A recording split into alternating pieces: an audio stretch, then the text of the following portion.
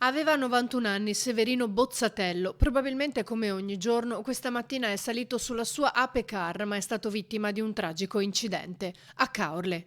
Erano circa le 10 quando si stava immettendo da via Sansonessa in viale Panama, la strada principale, e proprio in quel momento è sopraggiunto un camion che ha travolto in pieno l'anziano. Un impatto violentissimo, tanto che l'ape si è piegata su se stessa. Poco dopo sono giunti sul posto l'ambulanza e l'elicottero del SUEM 118, ma per il 91enne non c'era ormai più nulla da fare. Troppo gravi le ferite riportate nello scontro, la cui dinamica esatta è ancora al vaglio. Sono intervenute anche le pattuglie della polizia locale per la gestione del traffico e i rilievi di rito, mettendo i due veicoli sotto sequestro. Severino Bozzatello abitava a Caorle, poco distante dal luogo in cui è avvenuto l'incidente. Sul posto è intervenuto anche il soccorso stradale per la rimozione dei mezzi, con le onoranze funebri che hanno trasferito la salma in obitorio.